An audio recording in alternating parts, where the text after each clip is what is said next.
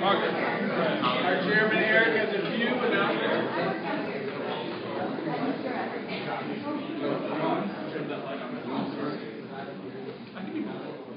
No, Eric does. May I have the attention of the room, please? Thank you. Hi, everybody, welcome. He uses that Dr. Bitzer voice because.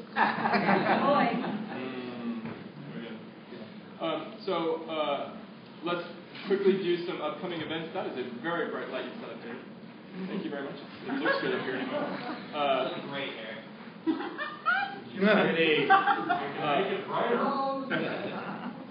I'm not that sort of master. So upcoming events. Saturday night, 50th Association is going to be at the new Citadel. Also Saturday night, Mr. S is having a handball party here in this space. September 2nd in Sacramento is Sacramento Pride. Mr. Bolt, Miguel Rubio, is going to be doing a Leather Alley event up there. I think they're reviving it after maybe a couple of years. It's going to be fun. So check that out. Are you going to be doing something up there, Brent? That's great. Brent's doing a demo up there. Let's see, Leather Week, lots of stuff going on. I'm going to hit a couple of the highlights. This year we're doing something different. We always do our fetish fair every year, and we're doing that again. Braylon Thornton is our fetish fair chairman. Talk to Braylon about fetish fair. Thanks. Do you want to talk a little bit about that? No, you go ahead. Okay. So we're doing our fetish fair. Lots more information will be forthcoming on Facebook groups and invites and things like that. But in addition, this year we're also going to do a Tuesday program. I'm going to turn this over to Patrick to talk about that. Well, yeah, I mean, we have a Tuesday program and a Wednesday program this year. We've never done that before, 2 things in a row, and they're very different. Fetish Fair, as you know, this will be our 9th Fetish Fair, I think. And we have like up to 20 demos going on, 10 at a time, and really kinds of play done by people that you don't get to watch play on.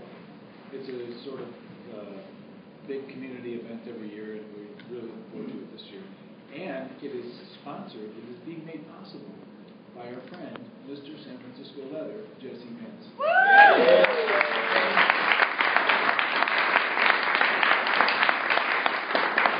could not be doing it otherwise, so we thank you very much. And the night before that, Tuesday night, there is no Council of Elders, but there are some really great leathermen in the world that have been around for quite a while, and one of them is you, Grace Bannon, and one of them is you, Braylon, and one of them is our guy who is coming, Brian Dawson, is coming on September 18th, Tuesday night, to do, actually he's going to be Brian Dawson, mostly, but he's also doing a erotic body punching class. Ooh. I saw him do this demo with his boy back before, with his late boy, and none of us watching it could talk for about 5 minutes after it got done. It was so hot, so real, and that's just how Brian is. He's really, I can't emphasize enough, Ken Race, what a great, interesting, authentic person. He's one of the greats. Yeah. So we really hope you join us for that too. So yeah, 2 programs next month, which is really exciting for us. For those of you that haven't, I've got 2 more things to say. So if you haven't put your events into the Folsom calendar, I know there's a bunch of events going on. I don't know if you know this, but FolsomStreetEvents.org has got a calendar. And they've got a specific section highlighted for Leather Week. So if you've got an event going on, make sure it gets in that calendar because people will be hitting it. It's listed in our official calendar, blah, blah, blah. So put your events in there if you haven't already. And then I'm gonna give you guys about 2 minutes to do events. If anybody else has an event that they want to talk about between now and next program, and if it's after that, don't talk about it, please. So, please. Anybody? Okay, talk to me about the story of O. The Looking Glass is playing an unedited version on Friday night at 7:30. Where? At the Looking Glass in Oakland. Oh, okay. Cool. Like Jacqueline Square. Okay. Thank you. And there's a play party after. Yes. You guys are in the know. On the subject of Leather Week, the Saturday before Folsom Street Fair, Saturday the 22nd, the Golden Gate Guards have their second Rainbow Leather Cruise, which is a lot of fun. Basically, it's a cruise around the bay with music and meals and a bar, dancing, and it's a fundraiser. That's a great money to give to our charities for the year. Last year was a great time.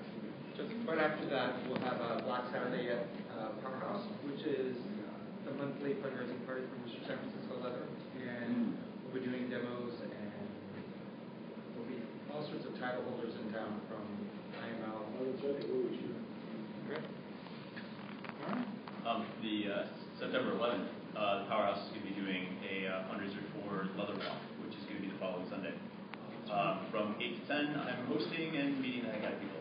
I'm also going to be taking volunteers to get beat the heck out of and hung from ceilings and things like that. So please come. Second weekend in September, 11th Traditions is hosting a Richmond weekend. 11thtraditions.org. You only collect 2 places. Great. So, speaking of, we are going to be doing 2 programs next month. This is the point where I get to say we are free and open to the public, but with the 2 programs, particularly next month, we are going to need a little bit more cash in the kitty if you guys could help you out. Just a reminder, it costs us about $100 to $120 each time to run the programs. We bring in typically around 150. We did really well last month with Dory, so thank you all, and all of our out-of-town guests for kicking in. I really appreciate it. But we do some very expensive events, including supporting some of the contests and advertising in a lot of our brother and sister organizations around the country and around the world. So if you guys can pass the box around and kick in whatever you're able to, that would be most appreciated. So start there and then pass it that way. And I will turn this. Oh, I'm sorry. Wait, one more thing. My God. Volunteers. We had some great volunteers tonight. We always have kind of incredible volunteers. Thank you, Rover, Steve Kay, Tom Randall, Fuego, Derek Cook, Randy Noah, Little Patrick, of course, and folks on the board, Sky, Daddy Robert, Chad, Eric, and Sean. We always need help volunteering, and we're going to need a lot of help volunteering for Fetish Fair. So get in touch with me on Facebook or get in touch with Sky, Chad, or Daddy Robert to talk about volunteering. We're going to need a lot of help for Fetish Fair to put on a really good event next month. So I think with that, I'll just turn it back over to you guys. Thank you very much. Thank you.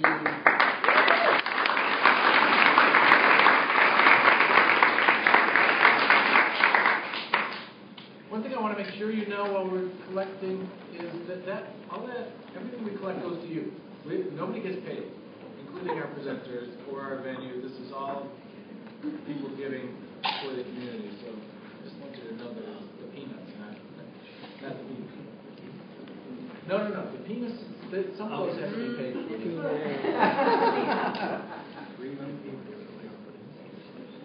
Go. I have an errata. I misspoke when we were talking earlier because I have it in my head. I have an incorrect factoid in my head, and Marlene tells me that she's going to be bothering me until I get it out and change it to the correct factoid. Larry Townsend was not the editor of Drummer. He was a columnist. He's affiliated with Drummer. He was a columnist. He was the editor. He was a collector, and he was there during some of Drummer's greatest years. So. And we are collectors too, and we had a collection we just told you about before the break. And what showed up in this person's house was a collection of cannibal porn. Cannibal? This is the stuff that was being burned in the backyard. Yes. They were burning a cannibal's collection in the backyard. Cannibal fantasist porn. To our knowledge, there was no actual cannibalism occurring. We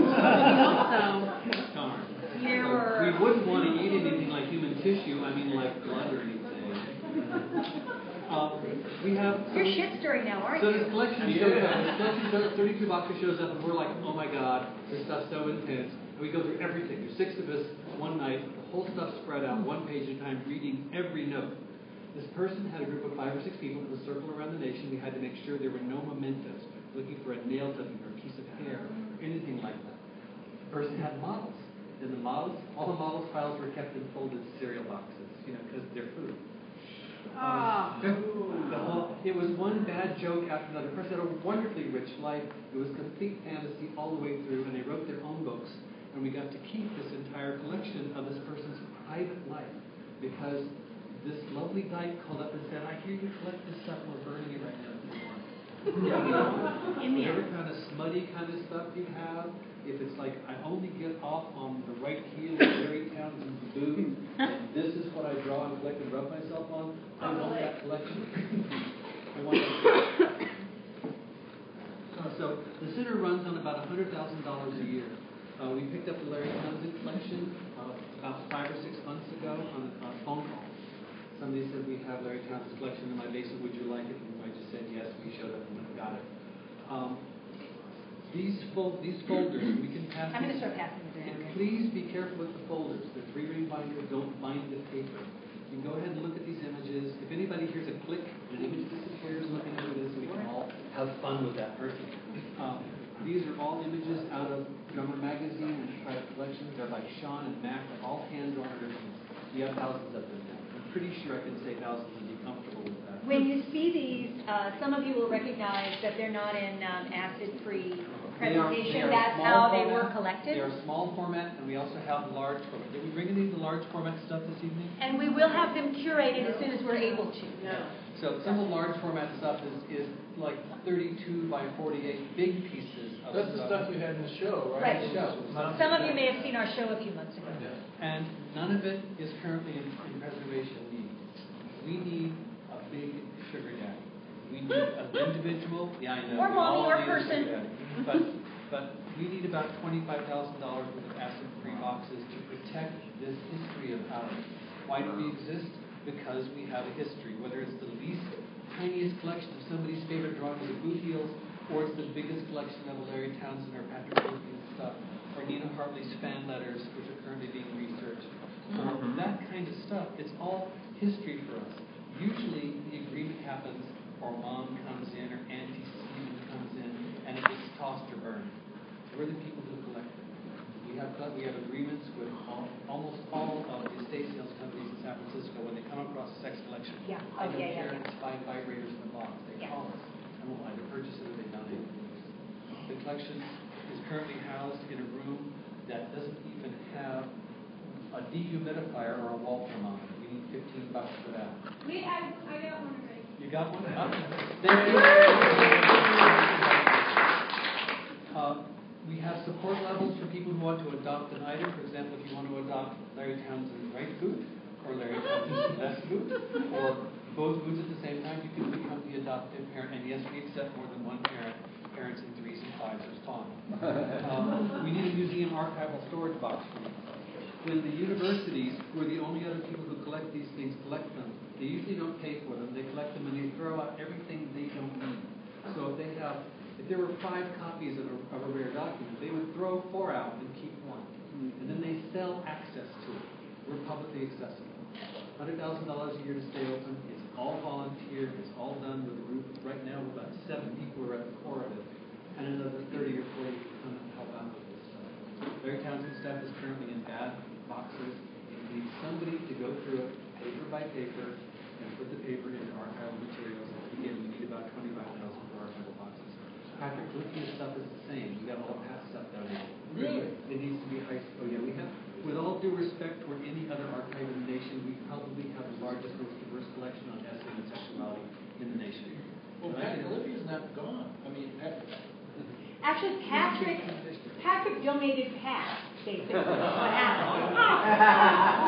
We've got all the old materials when Pat was identified as Pat Olivia. We have tens of thousands of original documents. I would like to bring forth the Catacombs poster or anything else that came out of Pat's collection that Patrick donated.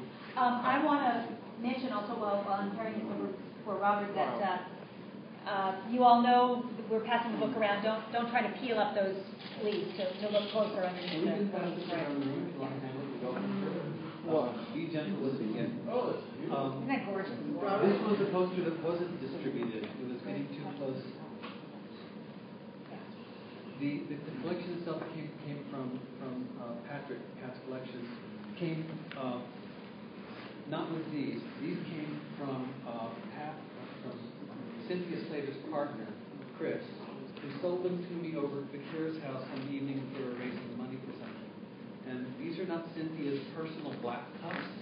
These are Cynthia's white cups. If you don't know who Cynthia Slater is, the reason the community looks like it does now is she formed the Society of Janus, which allowed everybody to attend events and parties. She's the one who busted open the dungeons in town to allow people other than gender male to come in. And these are a set of her clay cups in white. They were made. These are Cynthia's, yes? These are These are Cynthia's. Cynthia's. They were And made you for guys know somebody that else. Cynthia Slater founded Janus, the Society of Janus, in 1974. So these are currently held in a plastic box down here. They need an archival box. This is our history. People. I've just been notified that we have somebody in the room who will match any up to $1,000, any donation, any money raised tonight. Wow.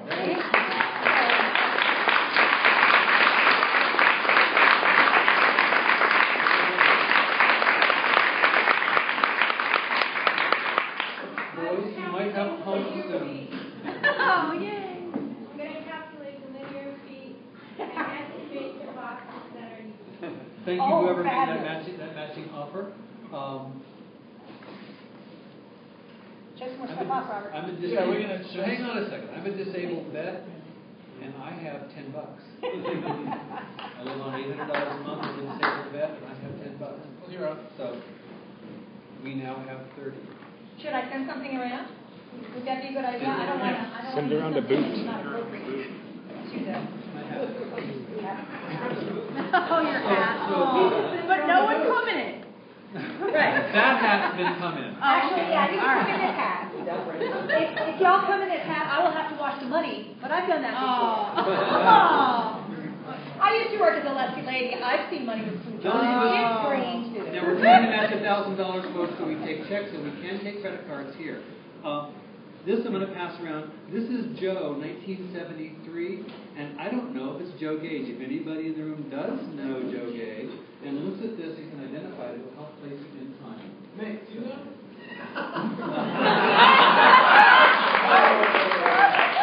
You guys have just been Single them out. pinned. I know you were just a child in 1973. But I was on the open. yeah. Is that it?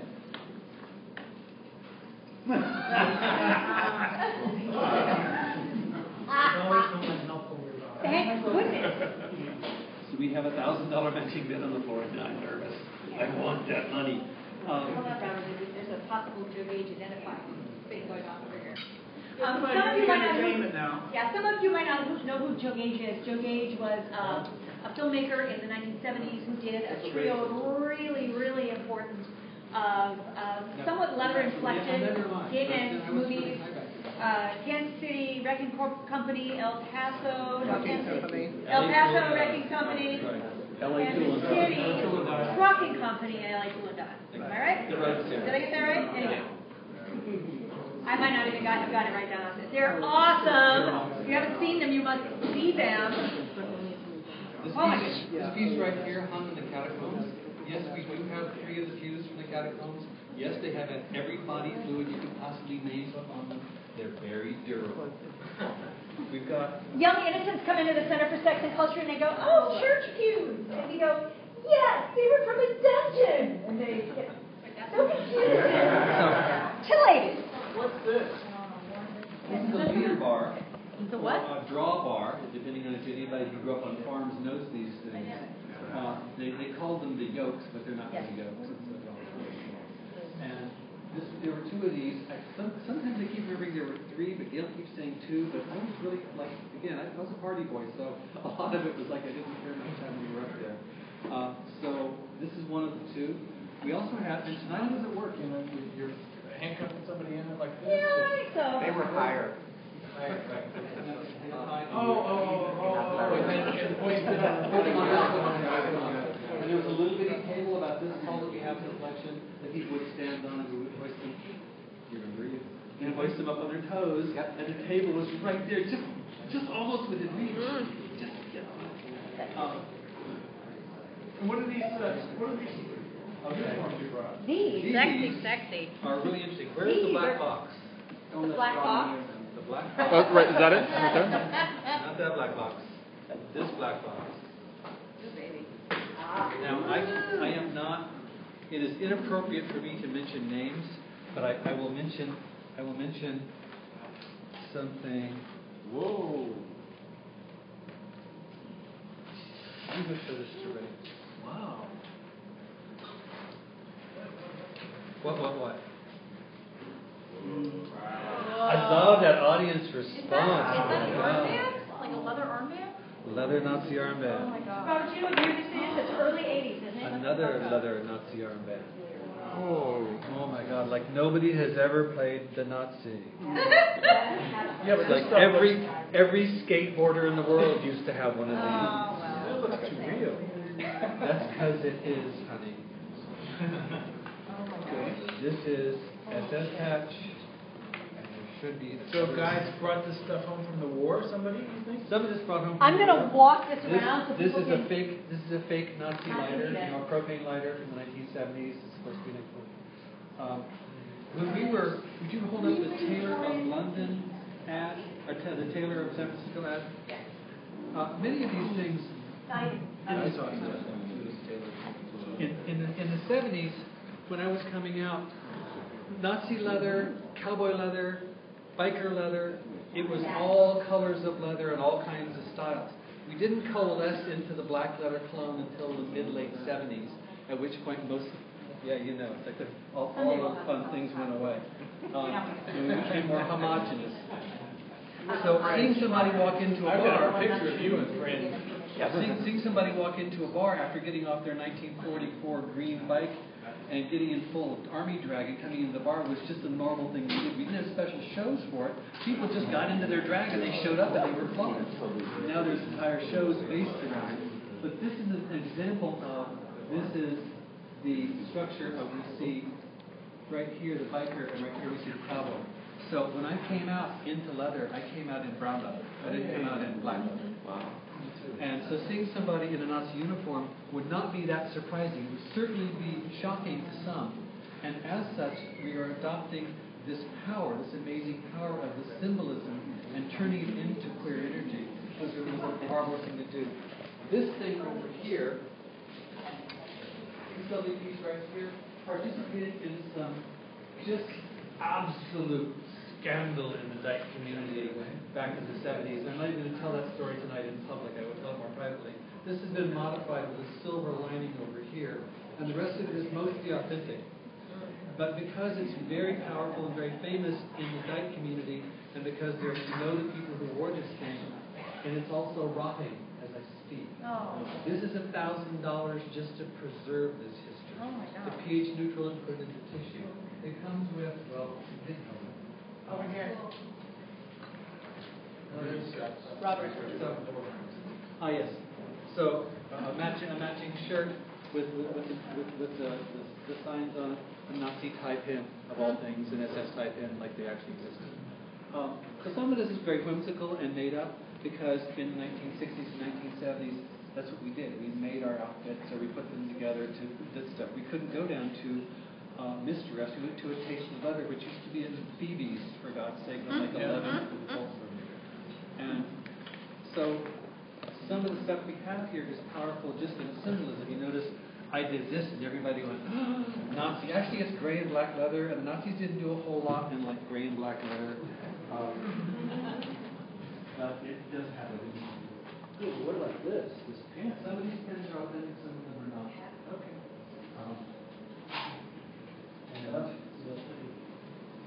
Right now, I do know that we're missing our SS patches.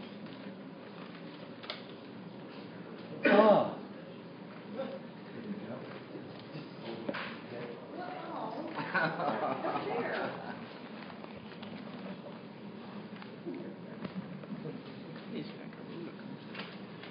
So, if you adopted this part of the collection, and you could then have bragging rights, I've adopted the Nazi collection. This is excellent. And you too could look at the special secret pictures that you know who this is.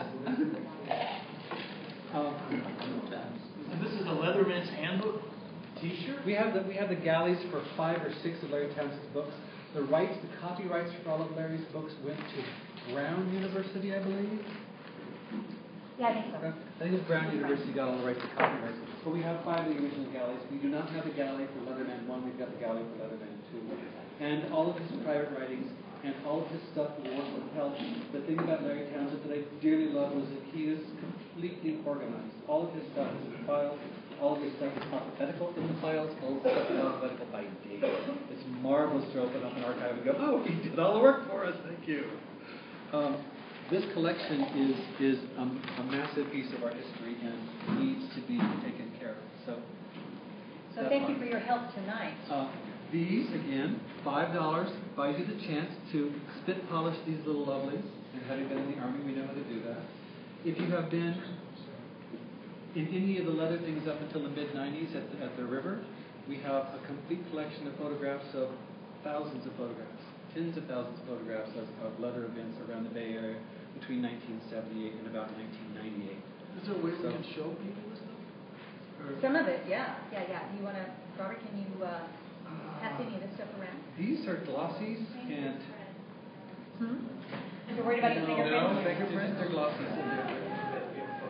You could adopt the Spectator collection, and for a level price, you could actually have the opportunity to come visit the collection and spend a day with it. We have an option on the Larry Townsend collection. If anybody wants to purchase the rights to look at the entire thing, there's a way to talk to the archivist and the director of collections, and you can purchase a visit to the whole thing and go through it as we catalog. It hasn't even been cataloged. We have pictures of everything in it. I want to interrupt what we've been doing, just to show you another thing that we collected. Some of you will recognize the Nimbus 2000. Woo! Is that the one vibrating? And some of you are asking yourselves, why is the Sex Archive collecting that? I'll tell you why. It's because this room vibrates. Yep. And for a minute there on Amazon.com, you could buy the Nimbus 2000. And all the moms who had gotten them for their youngsters had written rave reviews about how quiet it kept. I gave one to my son, and he runs around the yard on it all the time, but my daughter stole it. I had to buy another one. My 13-year-old daughter took her little brother's broom. I don't know why she would do such a thing, but I got him another one. She's up in the room right now playing on it. I can't seem to get it out of her. I get her out of the room. Now, there's about 15 or 16 of these things on Amazon, these mentions, and then some wag wrote in, it's a vibrator. And they're selling it to kids. And then everything went away. And I saw that very Greta, bad. I'll say who gave me the information. Greta Christina gave me the heads up on this, and I immediately went on Amazon and bought 2, and the next day they were not being sold. They were gone. Come on. Strike while the iron is hot. We got a cock ring Ken before they stopped selling the cock ring. That got given to someone though. So we don't have it. No, it's too bad. We have a Billy doll. Oh, you all probably have a Billy doll. So you don't have a cock ring, Kim? Not anymore. It's so sad. Someone got it for their birthday. So Before we knew we're how going to collectible it was going to show be. one of 2 images that were done right here.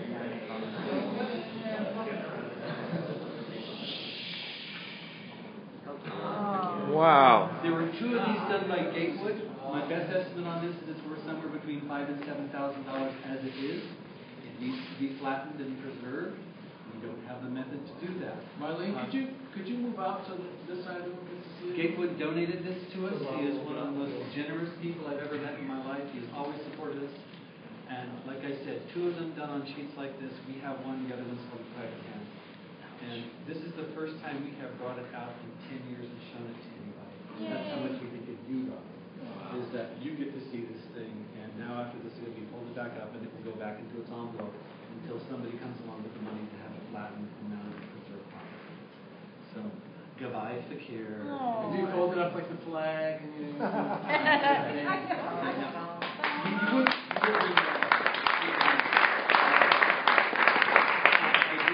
did 75 funerals in the Army. I was stationed with the 864 Combat Engineers in the Presidio. For the 6th Army, I was in honor guard.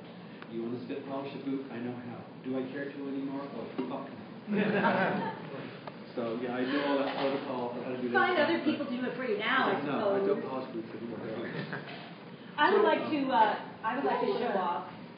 Do we have? I love show and tell. Isn't it such fun? Yay! Yeah.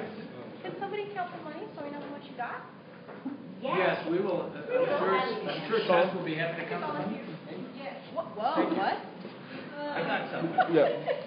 We are looking for volunteers. If you have little or no archive experience, we can always help you, teach you, guide you. We are actually recruiting archivists who do want to have like a regular archive volunteer gig. So you'll be working with a lot of different people, and you'll be learning a lot of different things. Did this go all the way around? It did. Yeah. Okay. And there's one mention I want to make is that without researchers, we don't have a collection, really. If no one's looking at our collection or doing research on our collection, it's just up there in the archives. So one of our researchers from Canada is here and does not want to be mentioned. So.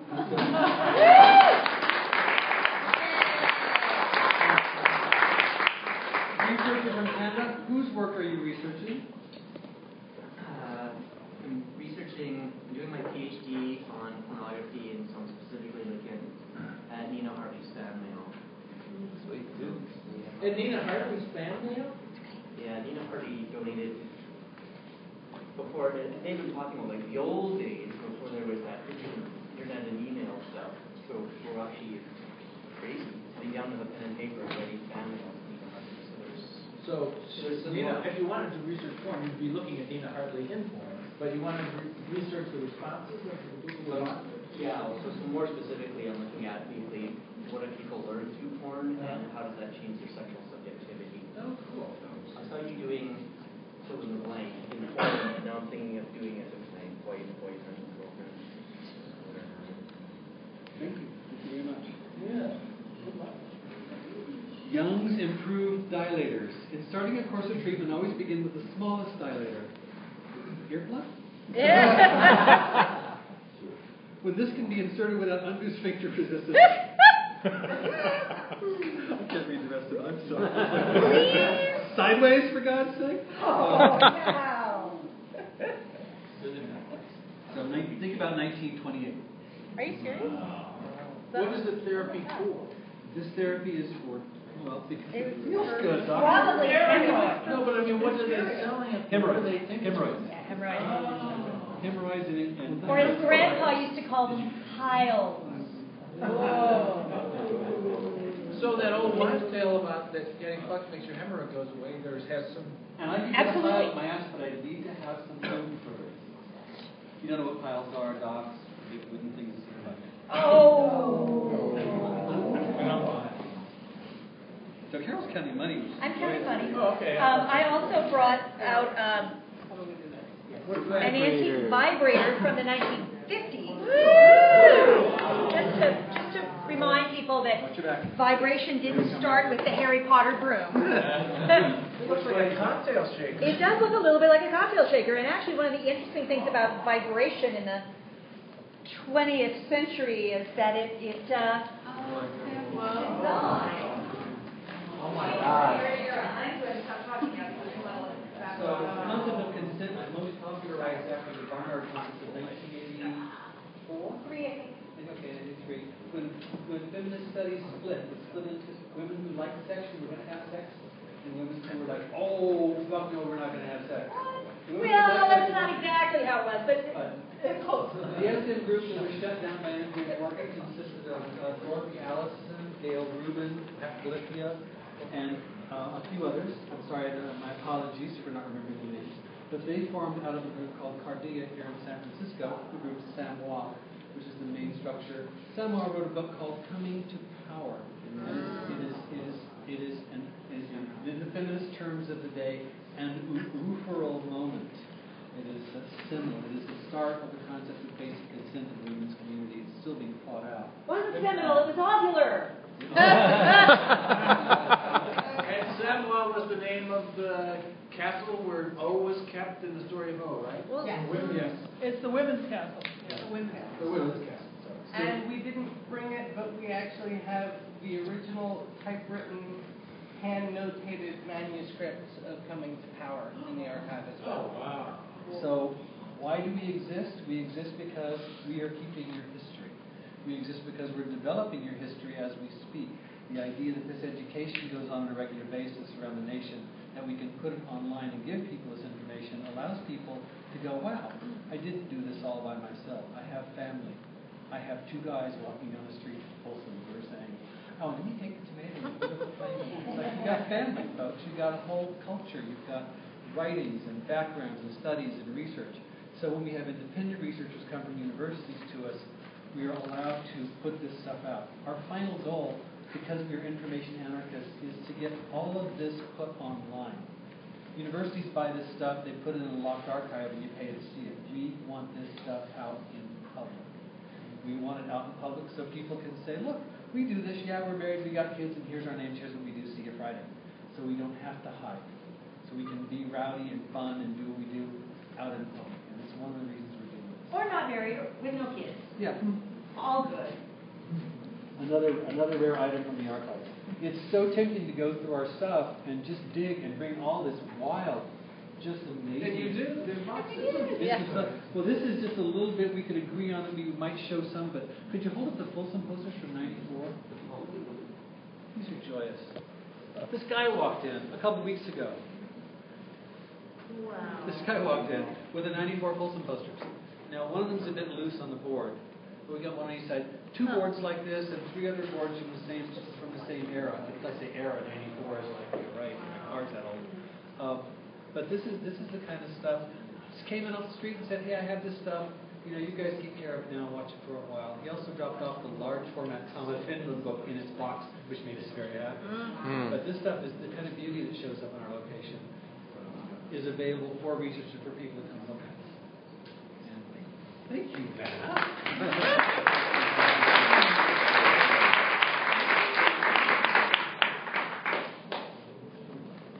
And Eric, by the way, that projection screen is not a historical artifact. Robert and Carol are giving us that so that we can do projections. Fabulous. Thank you so much. Thank you. Wow.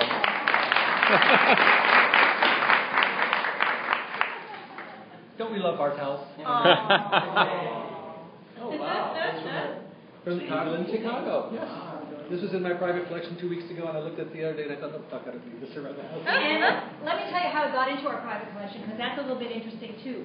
When Robert and I are not doing anything else that we do, we are going to estate sales. And we don't always get to go to estate sales with people who had sexuality-related collections. But by now, we have trained all the estate sale guys in San Francisco to call us up if there is something. And one day, we got a call from one of our guys saying, we're up on Twin Peaks this weekend, and we think the guy was gay. Yeah, you think? We got a couple of our dildos from the collection for that, too. They usually just bring us a bin of all the things that they won't put out on the table for the old Russian ladies to pawn for, $40 or something, and we take it all home. And that somehow came from that particular gentleman's estate. And with an estate sale, we never know if someone is actually deceased or if they've just moved. But this had loads and loads of things, and it was a similar sale where we found the picture of Joe. Our director of collections is now carrying around a medium format or small format standard inked drawing that was in Drummer magazine, as compared to the ones that are in the folders, which are still in the room, please. Okay, good. Like I said, we have images that are this size in the collection, and this. We weren't sure that these were even here tonight, but they showed up in a folio, so this was being brought around. Drew won't let them leave the room. Thank you. No, Michelle pass.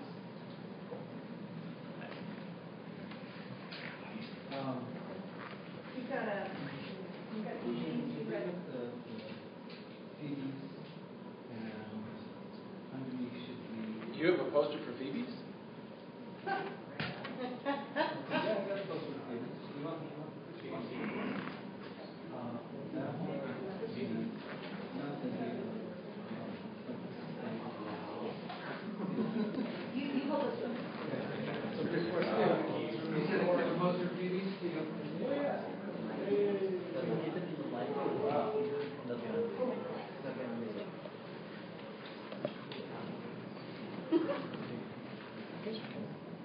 I especially like this Gables poster because you'll notice that one of the guys is wearing glasses. Often you actually see that in sort of eroticized material. The Red Eye Saloon at 335 Jones Street is right around the corner from the current new Citadel of Robert Taylor, Eddie and Taylor. It's right around the corner from there. That neighborhood has a very rich history of having queer leather, S.N. bars, and little hole in the wall something.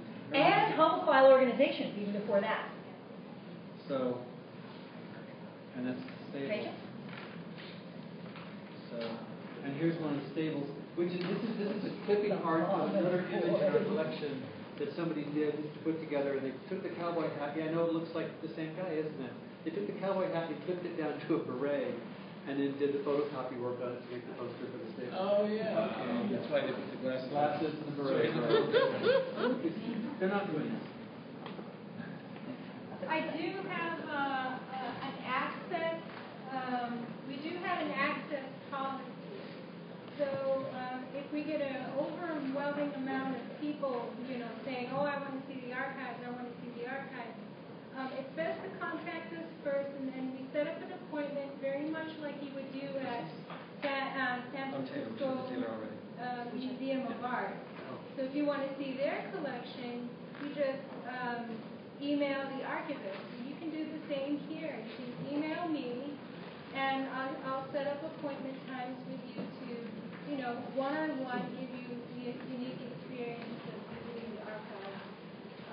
Just because there's a lot of sensitivity around the information that we have and the privacy that living donors have to keep. Archives at sexandculture.org. Could somebody please send up a model? Someone's This is out of Larry Townsend's collection. Oh, wow.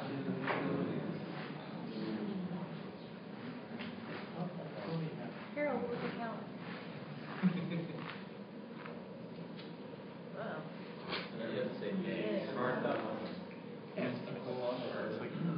Oh, here's Brad.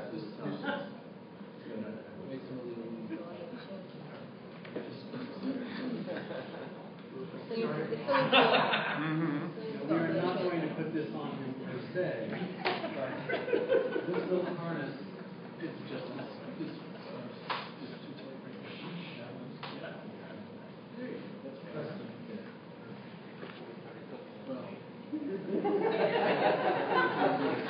Might end up with a little bit of time with this guy's DNA on it, but there you go. You've worn this before, haven't you? Yes. We did not invent dog heads last year. We did not invent razor horses this decade. This has been around for quite a while. So. But we do know that we're buckle fetishists in this community, right? Marlene suggests that this piece that snaps off comes in and can be turned around to be like an ear. Well, this can actually come on. No, they're designed to be blind. Yeah, I think they're particularly blind. I'm pretty sure it's a Mr. S piece. It's a Fetter's Mr. S. Thank you. Would anybody like to adopt this item so we can take care of it? The leather's drying out. Please save our culture. So, essentially, in one aspect, in regard to pervery, one might say, that's in culture, leather, and sexuality, the left coast has a balance to the middle of the nation. We have a collection that is worthy of world note. We have a collection that is worth much pride. You lost your microphone. Was it down around my head? Well, how long are we talking about? About 7 inches. Lots of people like to shoot down around my head. No, I've actually seen your dick, and I bet a lot of people do like to go around. Yeah, you're right. Okay. So yeah, we collect shit. We've collected shit for a long time, and this is.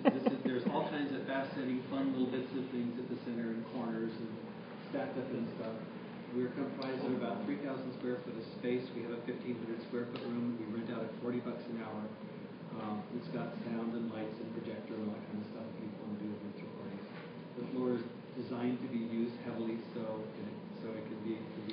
I don't worry about boot marks or that kind of stuff on the floor. Do you have suspension points? We have 28 25-foot wide rafters. They're 2 by 10 walls. That survived the 1906 earthquake, right? The building was built in 1867 by Charles Parent. This research, information was researched by our partner Dina, and it burned in the 1906 earthquake. It's one of about 30 buildings that survived east of 10th Street after the fire in 1906. And the frame was rebuilt in 1914. The permit says after the fire, which is like there was no other fire they were talking about. Yeah, we know what fire they meant. So we know fire they meant. And it's currently it supports. I have no idea how many items or documents we have in our collection, but I know it's tens of thousands of reasons. But wait, let me say one more thing about the history of the building, because I think you'll appreciate that it was it was a church for a while. So the church pews coming back in from the catacombs, so feel right at home in there. And then right after that, it was going to be a porno theater in the early 1970s. As soon as the church people vacated, a porno theater people went in, but then the fire department wouldn't give them a permit in a wooden building. In the era of celluloid film, which were always catching on fire. So it was a tea room for about 3 years. So yeah, it was going to be a tea room theater. And right before we moved in, it was a gambling hall and bar and brothel for about 3 years, right across the street from St. James Infirmary, and nobody noticed. Nobody noticed that this thing was this whole party room. And one night the police showed up and put everybody into a bus and took them away. Giving us our chance. But But also making it feel like a really well-rounded environment. Just about everything that we're interested in had been there at one time or another over its history. You know, let me just say, I'm really glad that you have a home, the sacrifices that you have made to make this your life's work. It's unthinkable to me. Thank you. Life's work is getting late.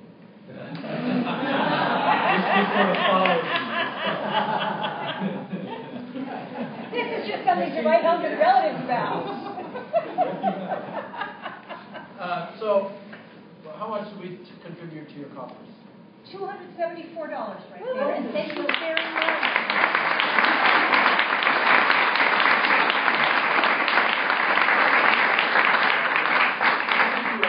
I didn't realize we were going to be dipping in your pockets twice tonight. Your generosity is amazing. I'll have him dip again. Anybody want to buy a ticket they want to give to a friend for a chance? If you would be so kind as to let your friends know that we're doing this boot polishing project, and over the course of the next month, we'll be popping up here and there with these tickets. If people are interested in that, we'd love to have them get a shot at it. You needed to come to ILSB and the International Bootblack Community Yeah! Bootblack Contest. There would have been 200 people wanting to. Oh, yeah. Well, Keep our fingers crossed. Is there any questions before we?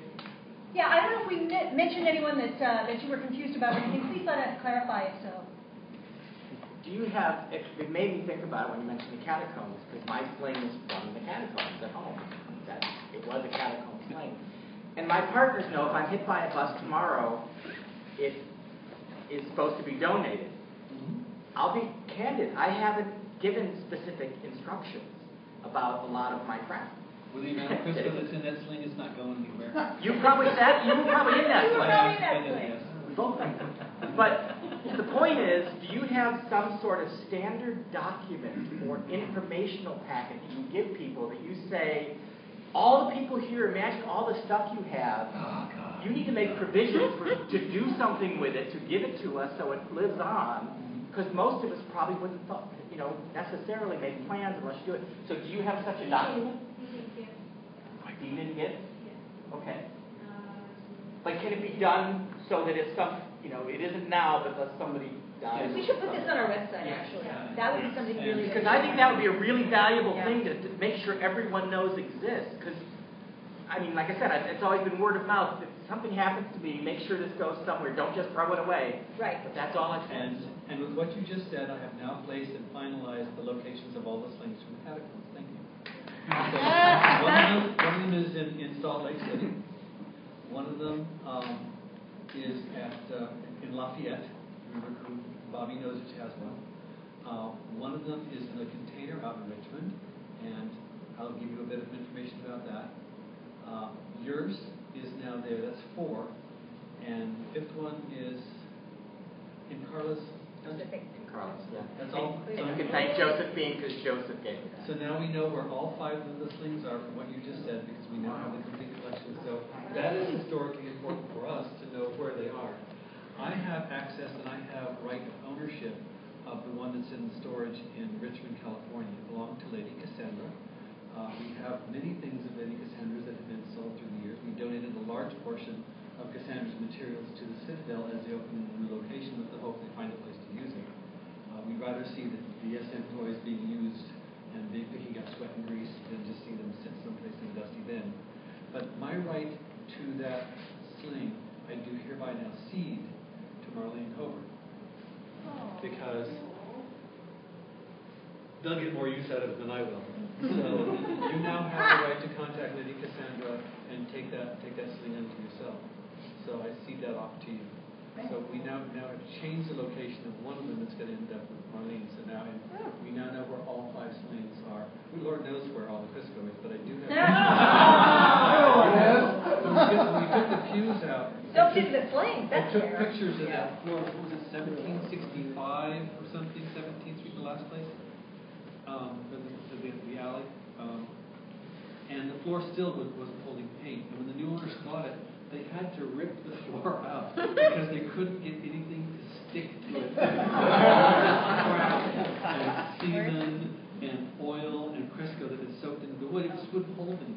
So they had to take the wood and cut it out. And then, sadly, they threw it away before I could get to it because I'd have bought the square yard of it. Just some giggles. But I really do think that if you made that widely known, that a lot of people who have websites and blogs and things like that would be more than willing to put a link up and say, if you have anything of value in your collection, here's it. I just would really suggest spread that far and wide. We like spreading things wide. And I would just add to that we mentioned a little bit ago that sometimes people make arrangements with their friends to come and get the stuff that they wouldn't want their sister-in-law or neighbor or whatever to come and get.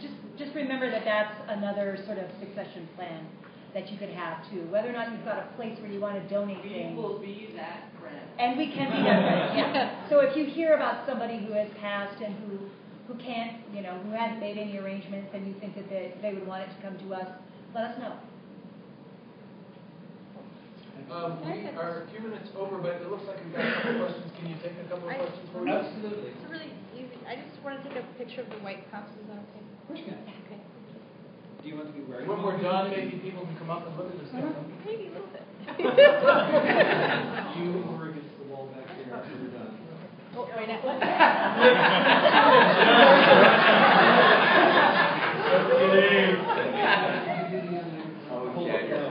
I need either the curator or Dr. Plexus to handle this.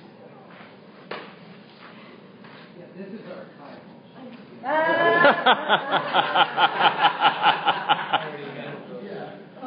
I just want to say they don't have this much fun in the Archival Library. They've got a lot of smut there. And yes, we have had used dildos donated. We had one guy who loved not cleaning his dildos, and we got a plastic bucket of really, really, one might say, funky dildos. We took one look at them and went, nice of you, thank you, and there's nothing recoverable yet. Just while we're dealing with the archival restraints here, Jake had that question. Well, it's kind of tangential to what you just mentioned. Is there anything things that people can yes, honestly, we have collections of any kind of porn you can possibly name. If you have something that you can't name that we don't have, or something you can name we don't have, we want a copy of it, with the exception of child porn. If you show up with child porn at our location, I have no qualms. I'll call the police. I am not the Catholic Church. I am not the FBI. I cannot defend myself in any way, and I will not go to federal prison for it. Now, and that's the reason, that if there's one thing that we could go down over, and we know it, it would be underage material. So no pictures, no videos, sorry, not interested. Other than that, if you, I had somebody... If it's stories that it's underage, is that okay? Words in a row are guaranteed. Yeah, words in a row are fine. Even the Mies Commission didn't go after words in a row. There's something about the First Amendment, freedom of... Oh, that's right, that press, that thing that makes words in a row. Yeah, no. Well, it's a good question, too, because because there have been places where Otherwise, we it's couldn't keep a accessible. copy of the 10 drum or a copy of Nabokov's Lolita. It would be against the law. Sorry. Somebody else had a hand up? No? Anybody else? And can we do the after picture now? Is somebody taking your picture? Oh, you are. Well, it's on video, but it's not very good quality. So, yeah, where's your phone? Just give us props when if you put it on Tumblr. From our We mentioned that we have a website at sexandculture.org. We have a mailing list that was down at the door, and I would assume it's come up here. Patrick, do you know whether our email list that you brought in has wound up coming up here or is still down by the door? It's in the room. It's in the back. Okay. If anyone would like to hear from us, usually a couple of times a month is when I email with upcoming events. And we've got both a website and a Tumblr. We've got Twitter. We're Center of Sex Culture, or something like that on Twitter. You can find it. And we would love to let you know what's going on. Oh, what a great picture! If one of you could send me all of the links, I'll post them in the discussion group on Facebook. Thank you. Yeah, I think we do. We don't want you to die. But for heaven's sake, I don't hang myself in the chains or anything. Oh, no, please don't. But yeah, look. Thank you so much for all the stuff that you brought to us tonight and all the